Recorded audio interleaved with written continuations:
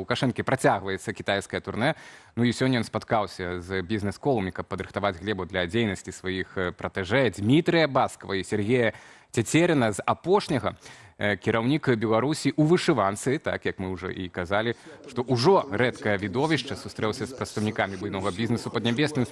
Ну і ў характэрнай для прасіцеля позе, памятаеце такую ж на сустрэчы з Пуціным у гарачым 2020-м, кіраўнік Беларусі пітчыў інвестыцыйны праект для сваіх бізнесоўцаў. Было хакейнага трэнера Дмітрия Баскова і трэнера па тэнісу Сергея Цецерина. Яны спадзяюцца на супольнае з Кітаем прадпрыемства ў Беларусі для вырошчвання кветак і гародніны адпаведна. Баскаў за кветкі, за прыгажосць, так. Ну, апроч усяго гэтых вышыванак, неверагодна, але факт, да, за 30 год кіравання краінай самы што не ёсць аграрыі. Кіраўнік Саўгасу, аднак за 30 год мы так і не займелі больш-менш сучасных тэхналогій па вырошчванню гародніны. Памятаем усе гэтыя крызісы цяперашнія з бульбай. З намі на відэасувязі знаходзіцца палітычны аглядальнік радыё Свабода Валер Карбалевіч. Вечар добры вам, спадар Валер. Вітаем вас. Вітаю. Ну, мы, натуральна, не пра бульбу, але вось не можам не пачаць ад гэтых цепліцаў.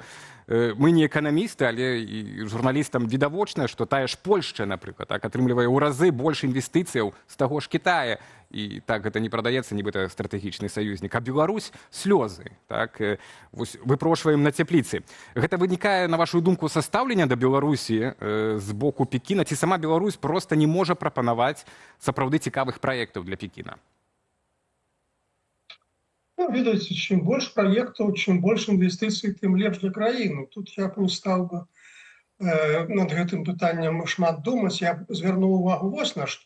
Падчас сустрэчы Лукашэнкі з Сі Цзіньпінам, дэлегацыі беларускай і кітайскай, Сі Цзіньпін шмат казаў пра тое, што трэба рухацца у супрацоўніцтве ў высокіх тэхналогіях. Прыкладна тое самае казаў і першы віцэ-прэм'ер Снапкоў па выніках перамоў з кітайскай дэлегацыі, што вось, маўляў, мы атрымаем ад Кітая такія крутыя сучасныя тэхналогіі і зажывем. І думалася, ну вось зараз супраца з кітайскімі кампаніямі, перадавымі, сусветнымі, зробіць некі праект у сферы штучнага інтэлекту, электрамабіляў. Так, Беларусь прорвецца ў некі такі самы высокі шэраг сучасных краін па ўзроўню эканомікі і так далей. Ну, а потым пачалі сустракацца з прадстаўнікамі бізнесу. І пра што ж ішла гаворка? Пра развіццё цяпліц, пра вырошчванне кветак. Ну, вы ведаеце, мне падаецца, што у Беларусі і сама без кітайцаў магла бы і цепліцы, і кветкі вырошчваць, і пра нейкія высокія тэхналогіі гаворка не ідзе. То бок шмат словаў, шмат рыторыкі, а што ў сухім астатку, што называецца, мала зразумела пакуль.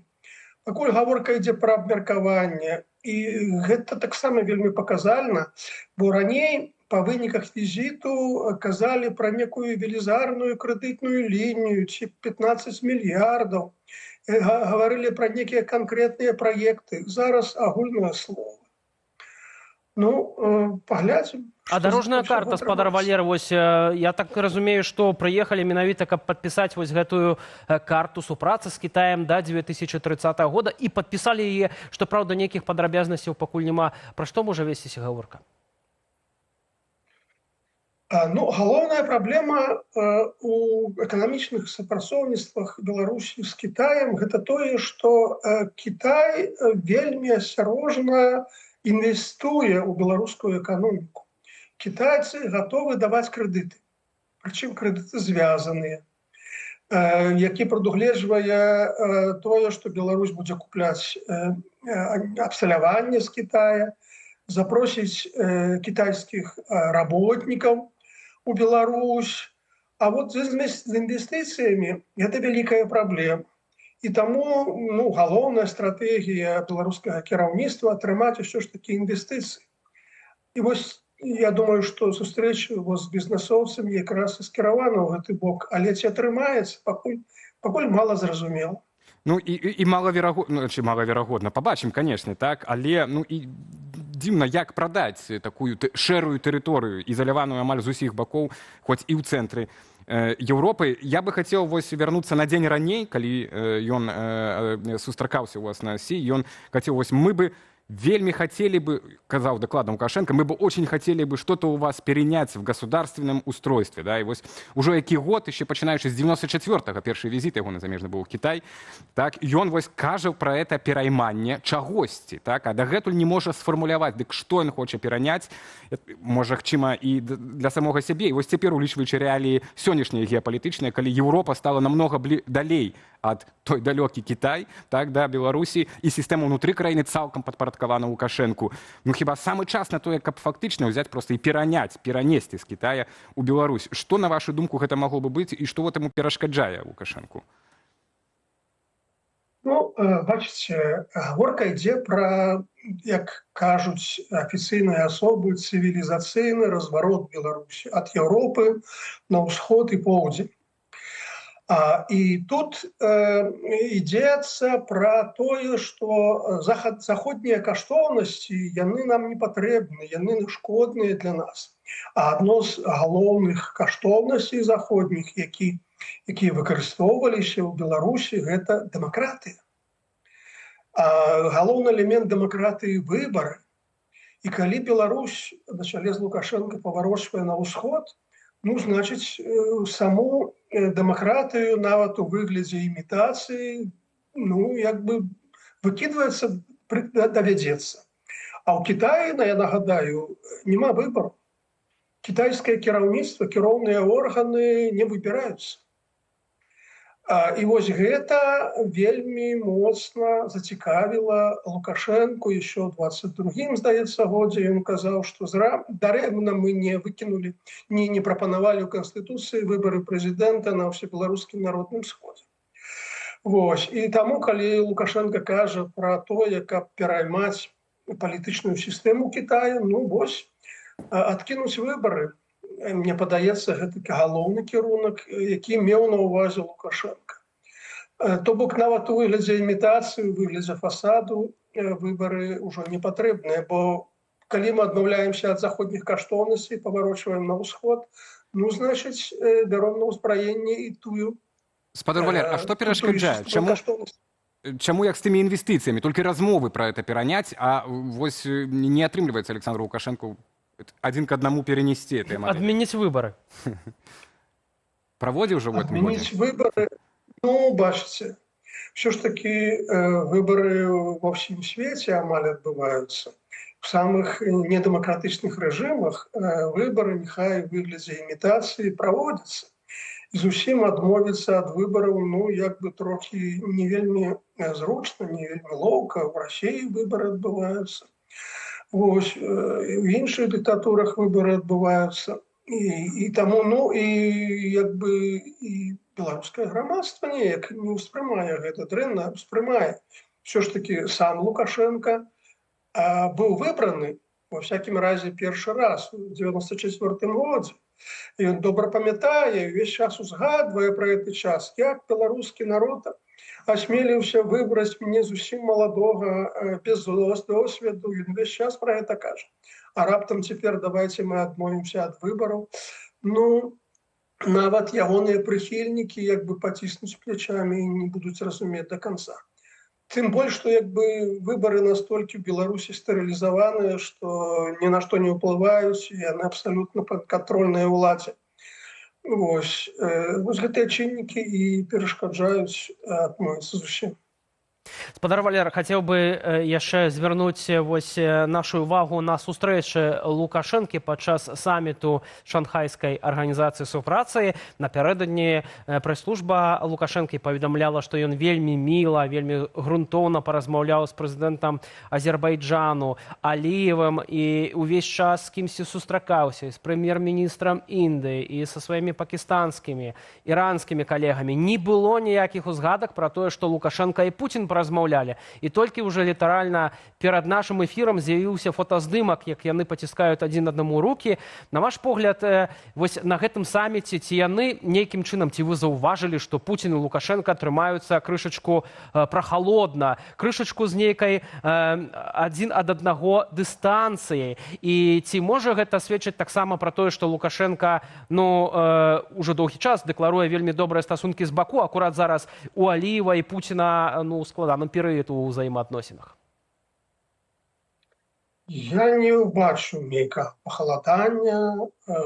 Ролик сустрэчы Пуціна і Лукашэнкі паказаў тэлеграм-канал Пул Первого. Там ўсё вонкава вельмі прыгожа, па-сяброўскі. Таму я не думаю, што з-за таго, што у Лукашэнкі і Аліева добрыя адносіны, гэта можа сапсаваць адносіны Беларусі і Расіі. Я думаю, што ўсё ж такі на такія дробязі Пуцін, які лічыць сябе палітыкам глобальнага маштабу, наўрад ці зважае.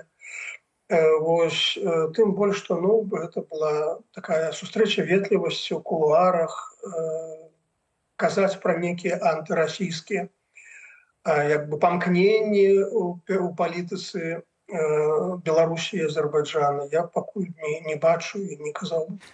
Спадар Валер, ад палітыкі глобальнай так прапаную вось напрыканцы нашай размовы апусціцца да нашых тут праблемаў лакальных, так і звярнуцца да скандалу вакол апазіцыі цяпер, ці не штодня, нават сёння ў нас у навінах і пра шантаж, і пагрозы, і тут абвінавачанні ў харасменце, а яшчэ невядома, што са зніклымі нашымі лідарамі збеглымі, так, як кажуць. Вось гэтыя все скандалы, на вашу думку, это такія натуральныя працэсы для апазіцыі ў эміграцыі, так, з цягам часу? Ці ўсё-такі ў службаў цяпер вось нейкая актывізацыя адбылася? Калі так, то чаму цяпер, што там латушка ўмоўна перашкаджае адцяпляцца Лукашэнку з захадам, напрыклад? Вы бачыце ў гэтым нейкія такія схемы, сліды? Тут відавочна актывізацыя беларускіх спецслужбаў супраць замежнай апазіцыі, супраць дыяспары.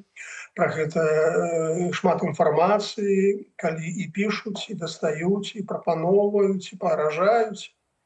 І ўзнікненне то аднаго актывіста, то другога. Гэта ўсё рэальна сведчыць пра тое, што спецслужбы беларускія актывізаваліся і хочуць, скажем так, нейтралізаваць апазіцыю ў замежжы, нейтралізаваць яе актыўнасць і канчаткова перамагчы праціўніка палітычнага і менавіта такім чынам перагарнуць старонку 2020 года. Вось яно што. А чаму цяпер актывізаваліся? Праблему ўнутры краіны вырашылі. Апозіцыя ліквідаваная, грамадзянская супольнасць ліквідаваная, незалежныя медыі ліквідаваныя, і цяпер у іх развязаны больш рукі, і яны могуць даставаць праціўнікаў і за мяжой. А тое, што в эміграцыі заўсёды шмат канфліктаў, гэта ў любой эміграцыі, у любой час, у любую эпоху, у любой краіне. Калі няма нейкіх рэальных вынікаў барацьбы ў палітычных мэтах дасягнення, то гэта заўсёды прыводзіць да унутраных супярэчнасцей, яны абвастраюцца, і гэта таксама натуральны працэс. Я думаю, што не толькі ў самой эміграцыі, а калі б мы знаходзіліся ў Беларусі, мы б назіралі падобныя, я думаю, выпадкі. І назіралі раней, канешне. Дзякуй вялікі, спадар Валер, за гэты аналіз і за гэтую размову. Валер Карбалевіч і палітычны аглядальнік Радыё Свабода быў з намі на відэасувязі.